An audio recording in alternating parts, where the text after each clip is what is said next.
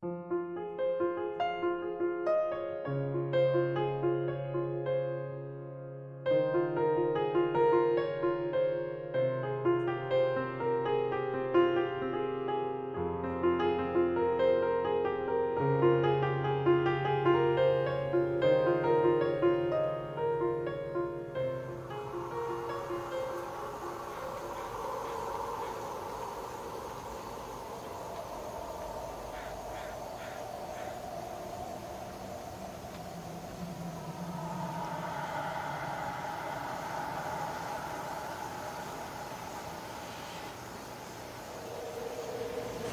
hjælp mig. Flora? Flora? Flora? Hjælp mig. Flora? Hjælp mig. Flora, hvor er du? Flora? Flora? Hvor er du?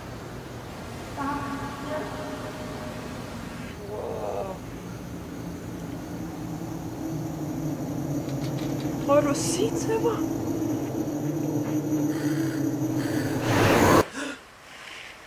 Er du okay, skat? Ja, jeg fik bare den samme drøm af Flora igen og igen og igen. Altså. Ulling ikke vores skyld, vel? Nej. Selvfølgelig, altså. Vi har ikke noget med det at gøre. Der er ikke rigtig noget, vi kan gøre på den drøm. Men bare rolig. Vi skal over til Camilla og Allan. Og det skal nok gå. Prøv at, vi skal bare tænke på noget andet, ikke? Altså, jeg forstår bare ikke, hvordan jeg stadig får den der drøm. Men vi skal nok gå.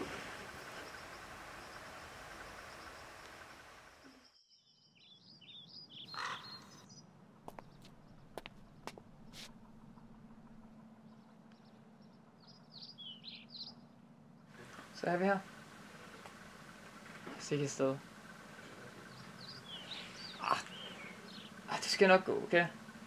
Altså, vi er jo sådan gode gamle venner. Vi skal nok have det sjovt og hyggeligt. Ja, du har nok ret. Hej. Godt at se dig. Godt at se Godt at se dig. Ja, lige måde, tak. Hvordan var jeres tur herover? Jamen, det var ret fedt.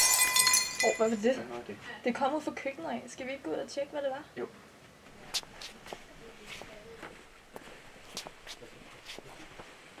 Hvad er der sket her? Hvordan er det tallerken havnet der?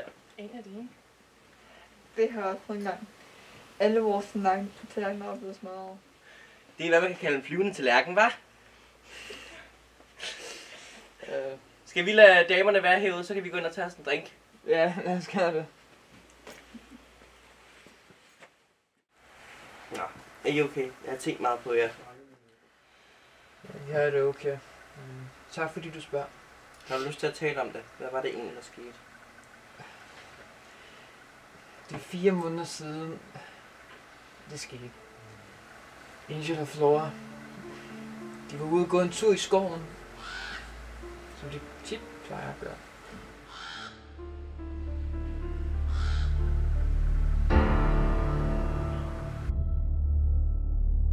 Lige pludselig, der forsvandt Flora. Og ingen ved ikke, hvad der skete. Så det ringede for politiet. Politiet ledte efter hende i flere timer. Med hunden og det hele. Men det var bare så svært for at finde hende. Og det ændrede Angel fuldstændig. Vi har ikke fundet Flora endnu. Jeg ved ikke, hvad jeg skal gøre. Jeg håber, de finder hende. Jeg håber, politiet finder hende, fordi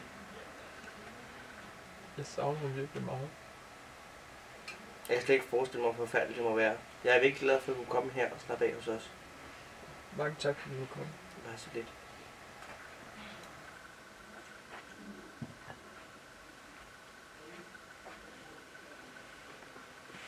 Niklas, der er mad.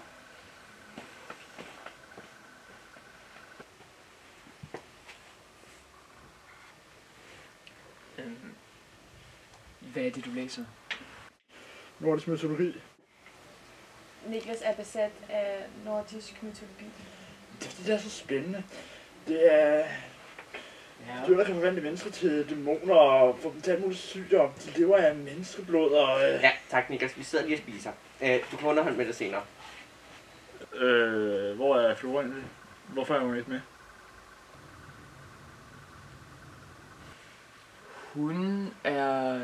Hun er taget lidt væk for noget tid.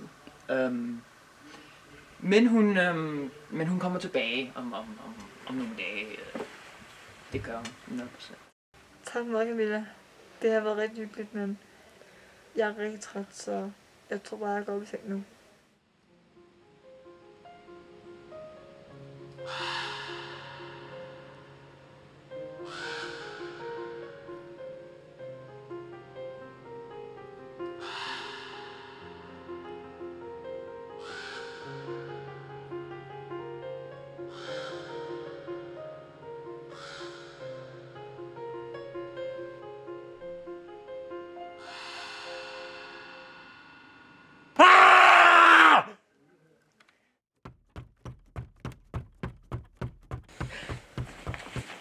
Hvad er der sket? Er du okay, Niklas? Jeg ved ikke, hvad der er sket. Det føles som om, nogen tog mig i benet. Min skat, du har haft et mareridt. Jeg går ud og henter noget vand til dig i køkkenet.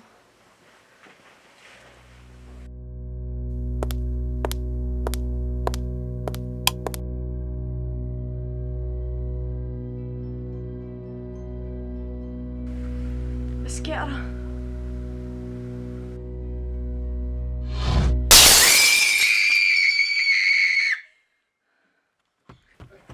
Hvad sker der? Er du okay? Alle tingene sveder bare lige pludselig i luften og faldt ned. Det er det, jeg siger. Der er nogen i huset. Det var ikke et mareridt, jeg havde. I må tro mig. Hvad var det? Der er nogen nede i kælderen. Tag Niklas med ud i haven. Jeg finder ud af, hvad det er. Okay.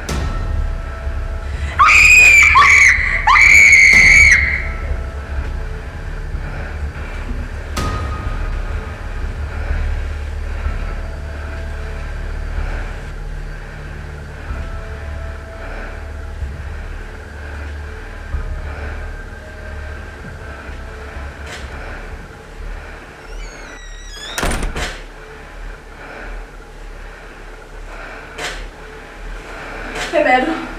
Hvad vil du?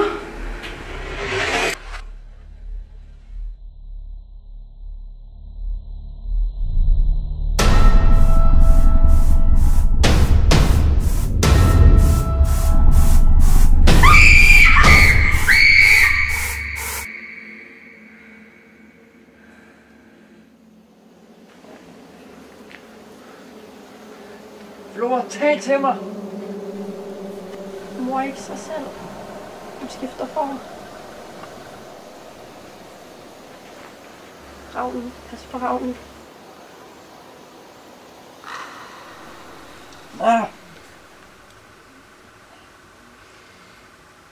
Angel? Hvad er det, du laver?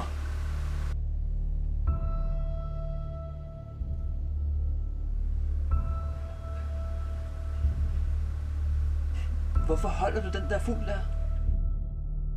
Det er min herre. Jeg gør, hvad den vil. Ravnen. Pas på ravnen. Det er fordi, det er virkelig sejt. Det er dyr, der kan forvandle mennesker til dæmoner, som kan tage ud sygdom. Det var menneskeblod, og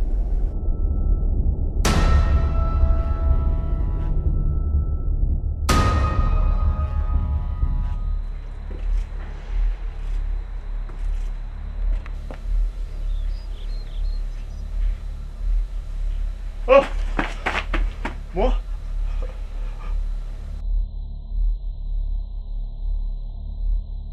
Hjælp mig! Lad ham være. Giv mig min søn! Camilla. Camilla. Mor, vågn op. Hvad sker der? Hvorfor ligger jeg her?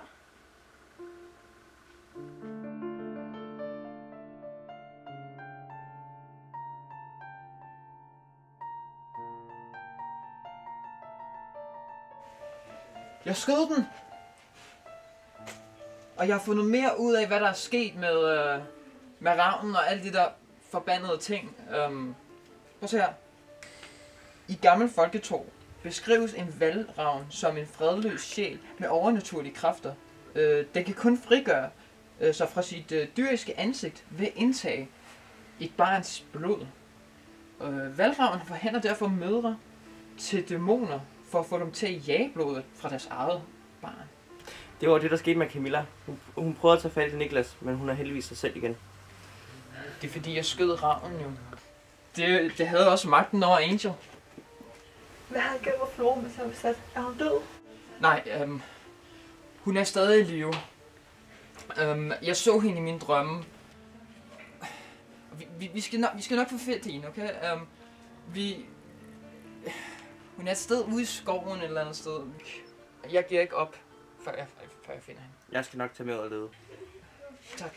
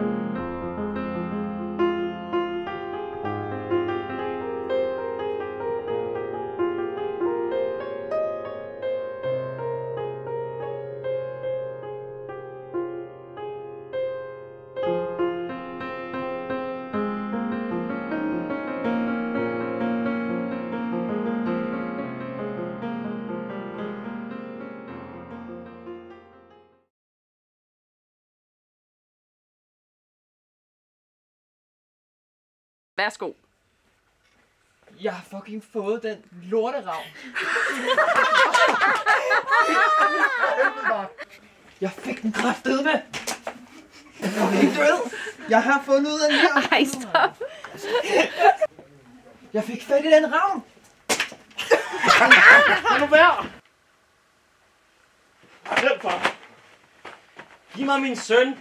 Giv mig min søn! Ej, det skal du ikke sige det samme, mand! Her har vi Osvald. Der tror han er med til tøjet af. Okay, jeg tror røgmaskinen, det. Jeg tror, vi klarer den. Okay, Mille, vi prøver. Ro på sættet. Far, hjælp.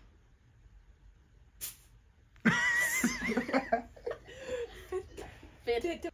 Far, hjælp.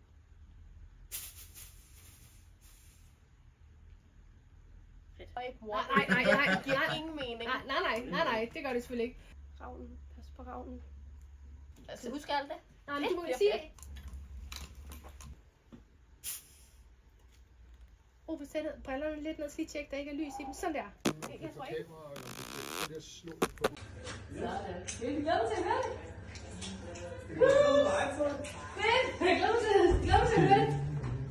Okay, så. Hvad var det egentlig, der skete? Har du lyst til at... Køre. Værsgo. Okay. Til ikke engang kigge. Er I okay? Jeg har tænkt meget på jer. Ja, det går rigtig godt. Har du lyst til at tale om det? Skal vi pusse på dig? Det var jo... Jeg kan ikke huske det. Det var mig, jeg skulle sige. Det kan jeg godt. Men tak fordi du spørger. Jeg kan ikke huske sådan en random øjeblik. Hvorfor glem? Ja, det er svært, Nu går jeg stå. Og det er omvendt, jeg sagde det. Det er lige meget. Kameraet kører. Værsgo. Nå, er I okay? Jeg har tænkt meget på jer. Nu kan jeg ikke lade være med at smile. Det går skide godt. Nå, er I okay? Jeg har tænkt meget på jer. Hvorfor skal du snakke endnu det med? Jeg har tænkt meget på jer.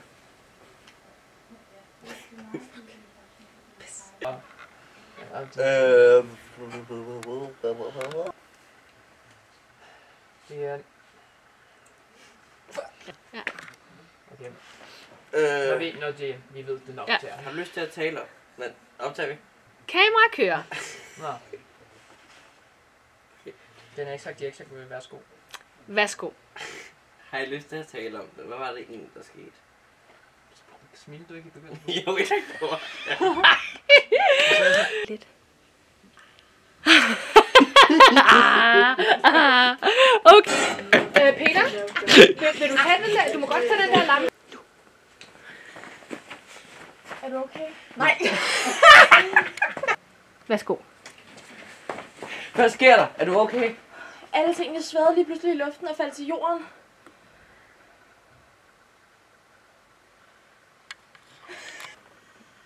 Niklas, der er mad. Jeg siger, værsgo for hurtigt, jeg når ikke at pusse. Det var perfekt. Det var super. Kører. Og værsgo. Det er fordi, det er mega sejt. Det er et dyr, der kan forvandle mennesker til dæmoner og få dem til at muligt sygt, og det lever af menneskeblod, og Ja, Niklas, nu stopper du. Vi sidder altså lige og spiser. Din mor har stået og lavet... Okay. Der er ikke morsomt. Og værsgo. Så prøver vi.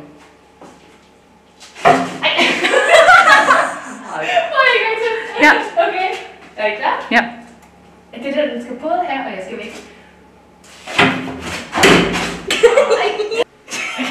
Ej, det var da skide godt. Ej, nu stopper du. Seriøst, tag os sammen. Okay.